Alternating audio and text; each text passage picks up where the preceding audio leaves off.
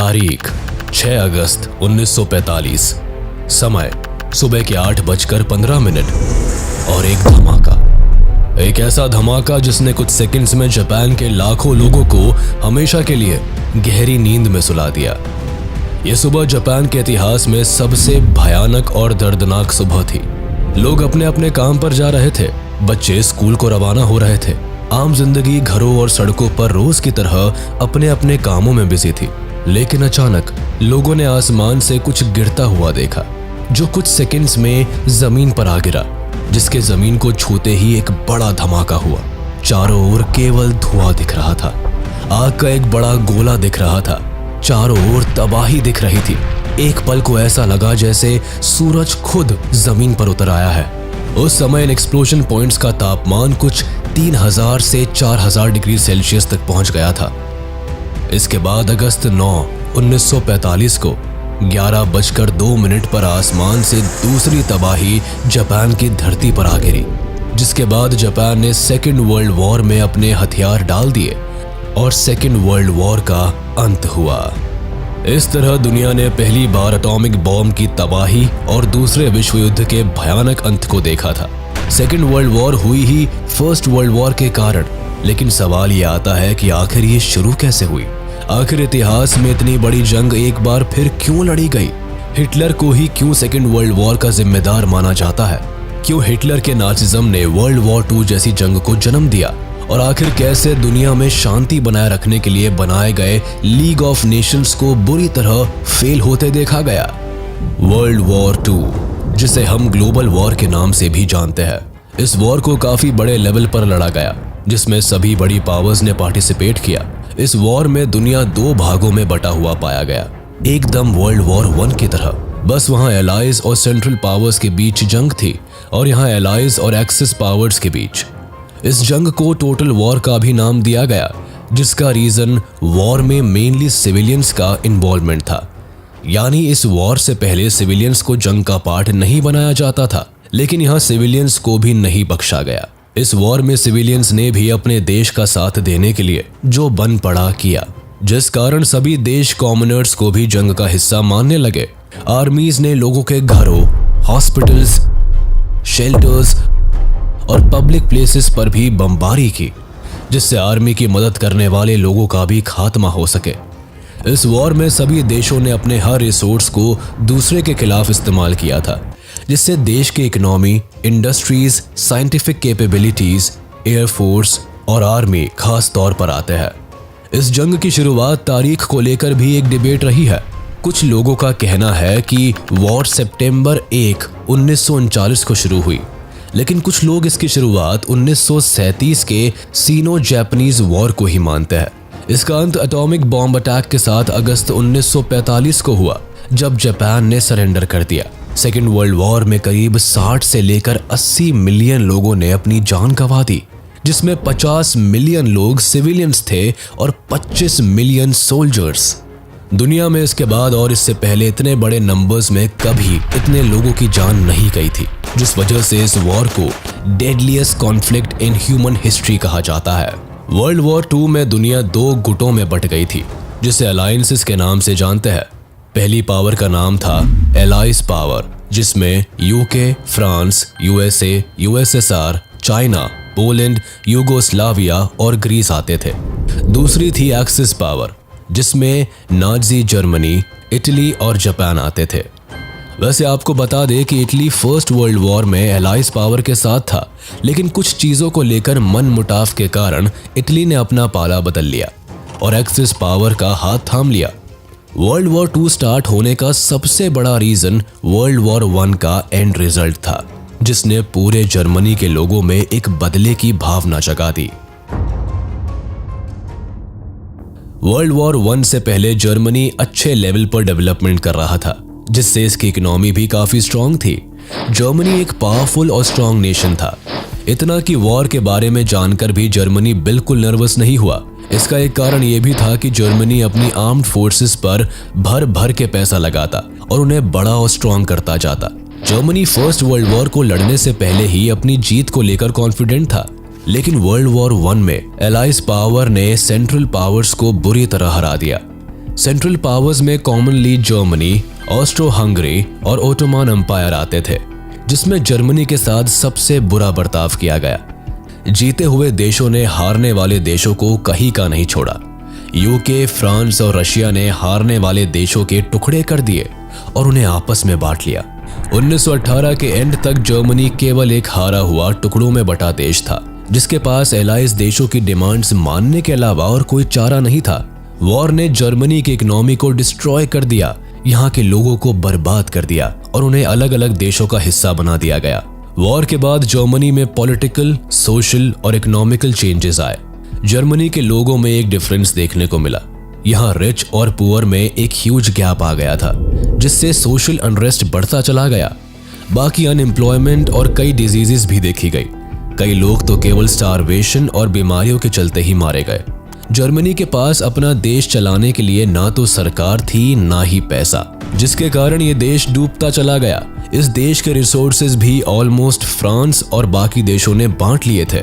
जीते हुए देशों ने जर्मनी के साथ तरह तरह की ट्रीटी साइन की थी, जिसमें इतने कड़े नियम थे जो किसी भी देश को बर्बाद कर सकते थे। वॉर के बाद जर्मनी से सब छीन गया, उसके लोग, उसका स्टेटस, उसकी आर्मी, उसकी पहचान। वर्ल्ड वॉर 1 के एंड में जब जर्मनी हार गया तो एलाइज कंट्रीज ने जर्मनी के साथ ट्रीटी ऑफ वर्साय साइन की, जिसमें काफी हार्श और ह्यूमिलिएटिंग प्रोविजंस थे।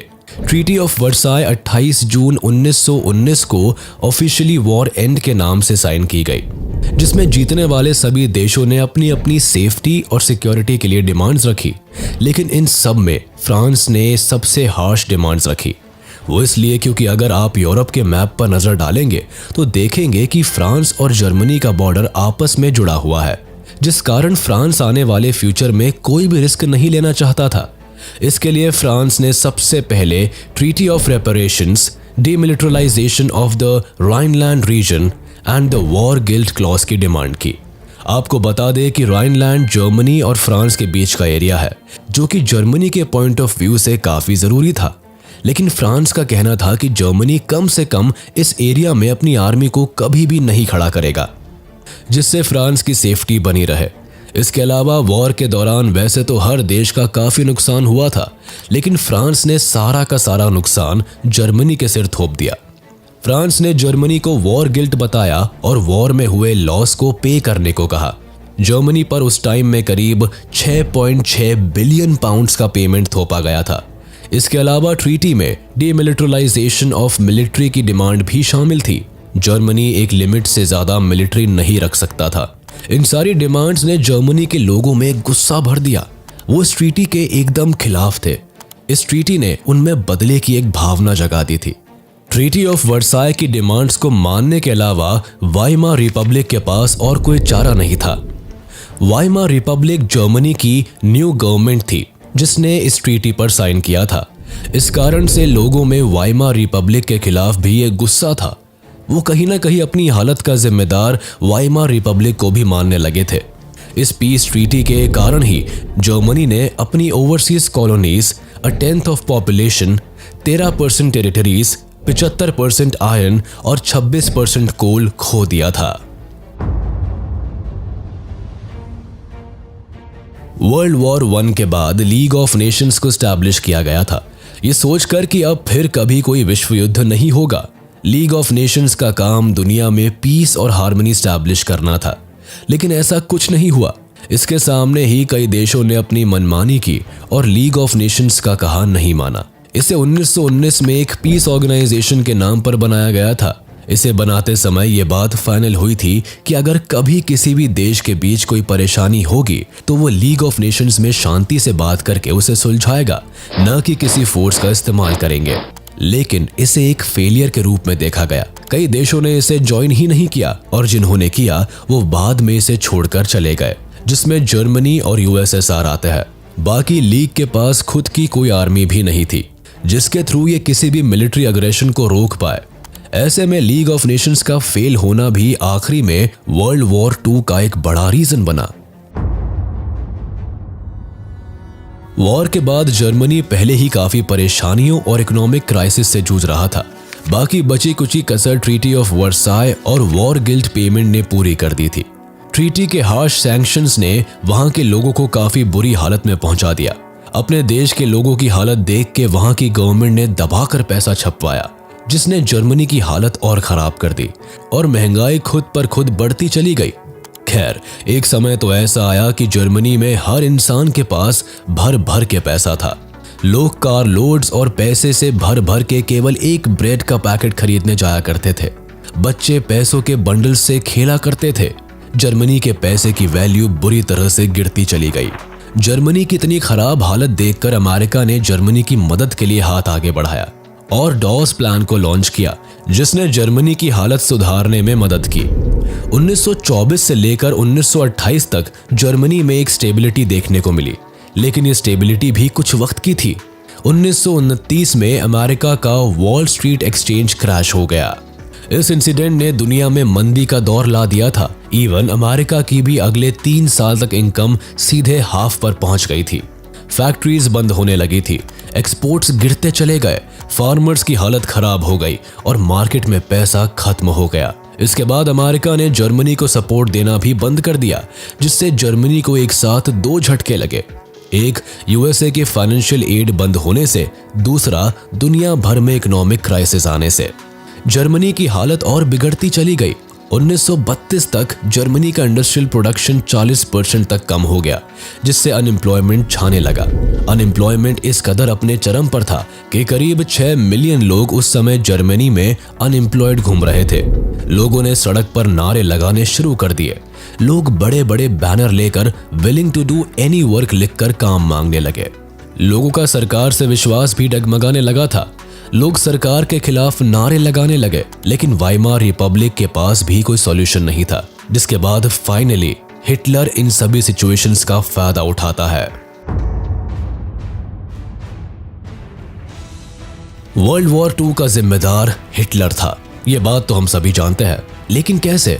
इस बात को समझने के लिए आपको पहले यह समझना होगा कि आखिर एक सीधे साधे परिवार से आने वाला लड़का जो केवल प्रीस्ट और आर्टिस्ट बनना चाहता था, इतना बड़ा क्रूर तानाशाह कैसे बन गया? आखिर कैसे हिटलर ने करोड़ों लोगों को बिना सोचे मौत के घाट उतार दिया? ग्रेट डिप्रेशन के बाद जर्मनी की हालत नाजुक थी। हिटलर ने इस मौके का फायदा उठाया और अपनी पार्टी का प्रचार करने लगा। वो बड़ी बड़ी रैलीज करता, लोगों को इकट्ठा करता, नारेबाजी करता और सबसे जरूरी चीज स्पीचेस देता। हिटलर की आवाज में जादू था। वो अपने भाषण से किसी को भी मैनिपुलेट करने की क्षमता रखता था। उसने अपना नाजी प्रोपेगेंडा चलाया और ज्यादा से ज्यादा जर्मनी को अपनी बातों में फंसा लिया। हिटलर ने लोगों से वादा किया कि वो जर्मनी की किस्मत को बदल देगा। वो ट्रीटी ऑफ वर्साय को कभी नहीं मानेगा और जर्मनी का बदला बाकी के सभी देशों से लेगा। जर्मनी की जनता हिटलर की बातों से प्रभावित हुई, जिसके बाद जर्मनी में चुनाव हुए और हिटलर की नाजी पार्टी उसमें जीत गई।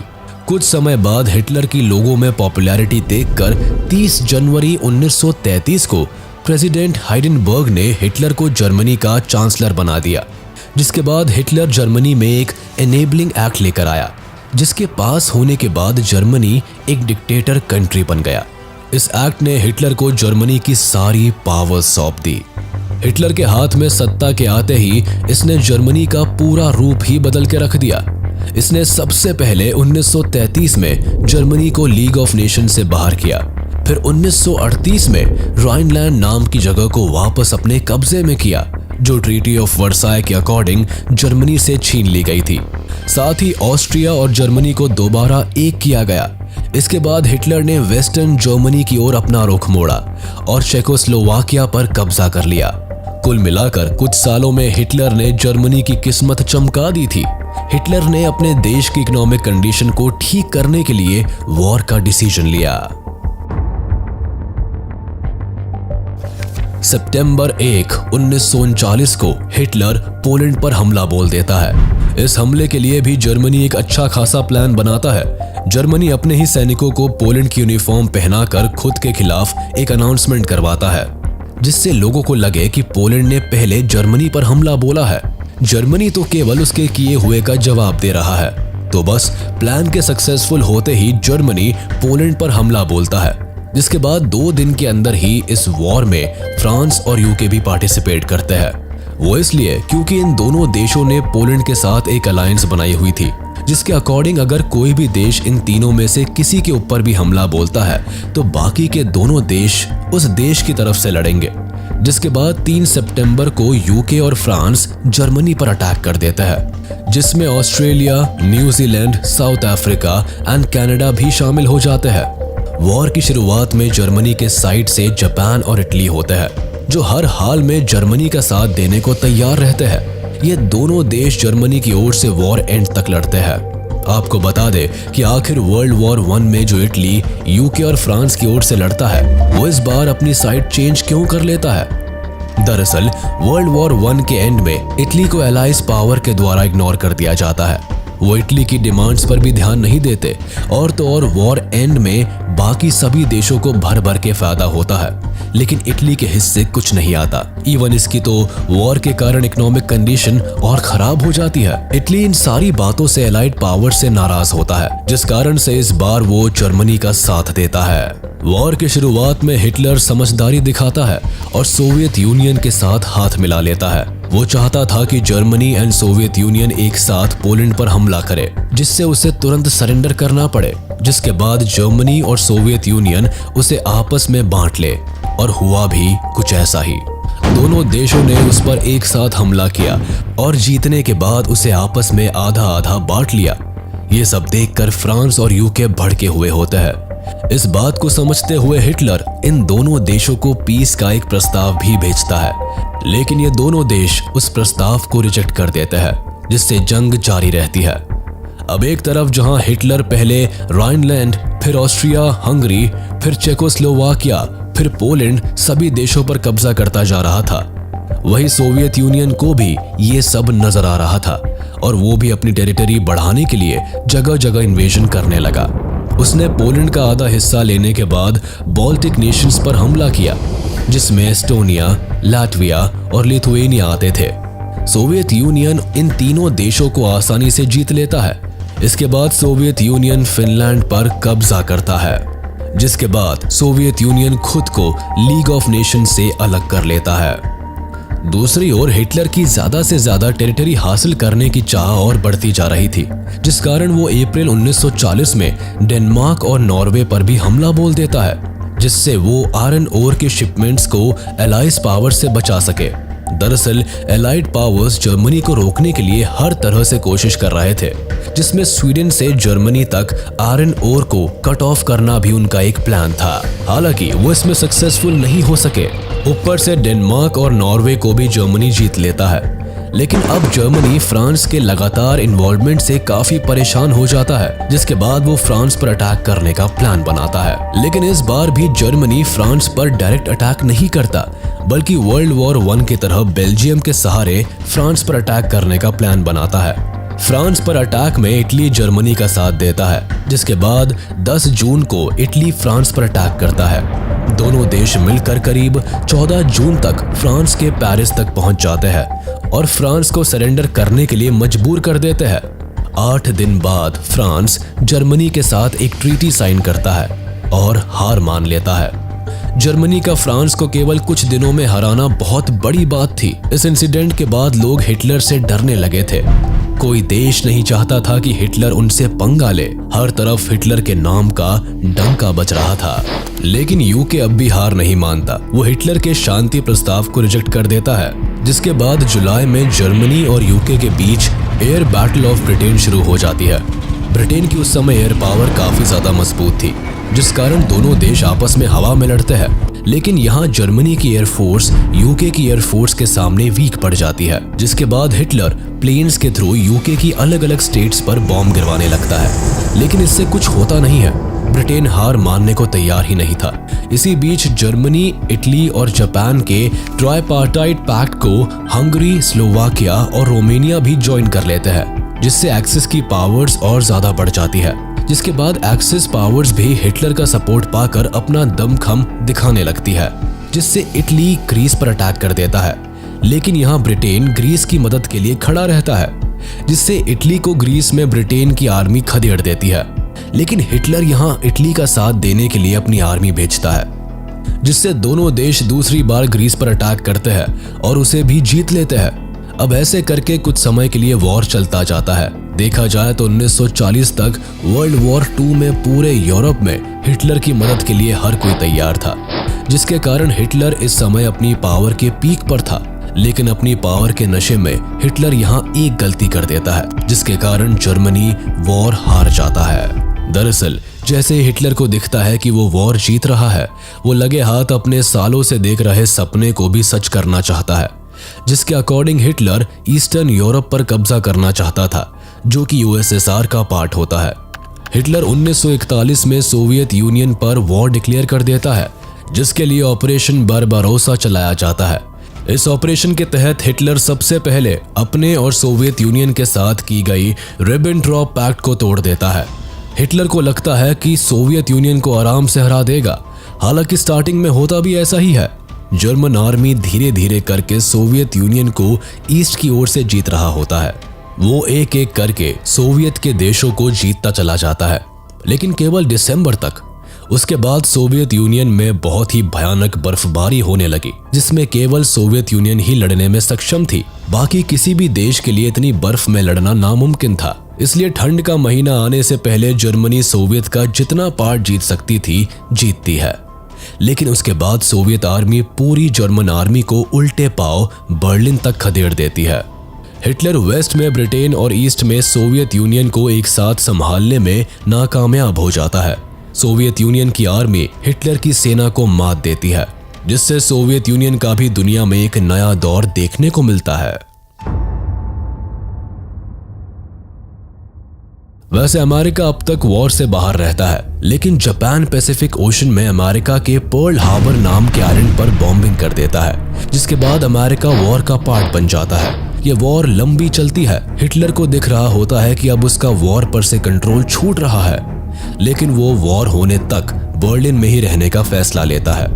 जहां हिटलर को जब खबर मिलती है कि जर्मनी वॉर में हार गया है, वो खुद को और अपनी वाइफ को शूट कर देता है, जिसके बाद दुनिया के सबसे खतरनाक तानाशाह का अंत होता है। हिटलर की मौत की खबर जैसे ही न्यूज में आती है, जर्मनी सरेंडर कर देता है, लेकिन जापान अभी भी हार नहीं मानता। वो अभी भी अपनी ओर से इस वॉर को जीतने की कोशिश करता है, लेकिन इस कोशिश के जवाब में अमेरिका जापान पर न्यूक्लियर बॉम्ब दाग देती है।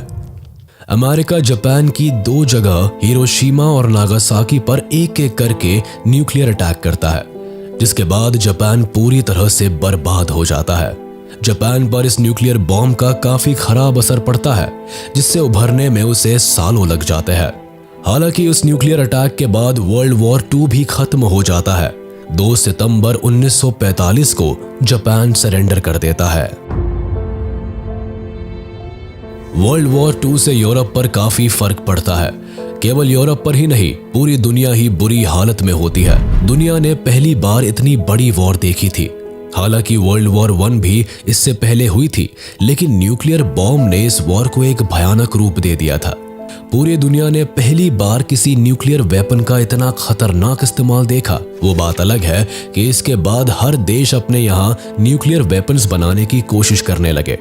वॉर के एंड में मिलियंस ऑफ लोग मारे गए, मिलियंस ऑफ लोग होमलेस हो गए।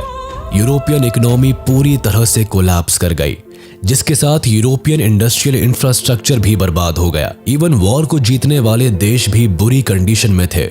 अमेरिका ने अपने लाखों सोल्जर्स खो दिए। सोवियत यूनियन भी पैसों की तंगी से जूझ रहा था। आगे चलकर इन दोनों देशों में एक कोल्ड वॉर का दौर भी देखने को मिला, जो सालों साल चला और सोवियत यूनियन के टूटने के बाद शांत हुआ। इस वॉर के बाद कॉलोनियलिज्म और इंपीरियलिज्म भी खत्म हो गया। जर्मनी और इटली में डिक्टेटरशिप भी खत्म हो गई। जर्मनी को 2 भाग में बांट दिया गया, west Germany and east Germany. West Germany को ब्रिटेन, फ्रांस और यूएसए कंट्रोल करते थे और ईस्ट जर्मनी को यूएसएसआर। वर्ल्ड वॉर 2 के बाद अफ्रीका और एशिया में फ्रीडम और नेशनलिस्ट मूवमेंट्स चलने लगे, या यूं कहिए कि काफी तेज हो गए, जिसमें ब्रिटेन की कॉलोनीज इंडिया, म्यांमार और इजिप्ट, अमेरिका की कॉलोनी फिलीपींस, फ्रांस की कॉलोनी इंडो चाइना और डच की कॉलोनी इंडोनेशिया शामिल थे। इसके अलावा इकोनॉमिक क्राइसिस तो एक बड़ी प्रॉब्लम थी ही। जिसके कारण अनएम्प्लॉयमेंट काफी तेजी से बढ़ता देखा गया। इसके अलावा यूएनओ यानी यूनाइटेड नेशंस ऑर्गेनाइजेशन का जन्म हुआ। लीग ऑफ नेशंस को खत्म कर दिया गया क्योंकि वैसे भी वो किसी काम का था नहीं। हालांकि यूएन से जो उम्मीदें थी वो उस पर खरा उतरा। यूएन ने दुनिया में पीस लाने की पूरी कोशिश की।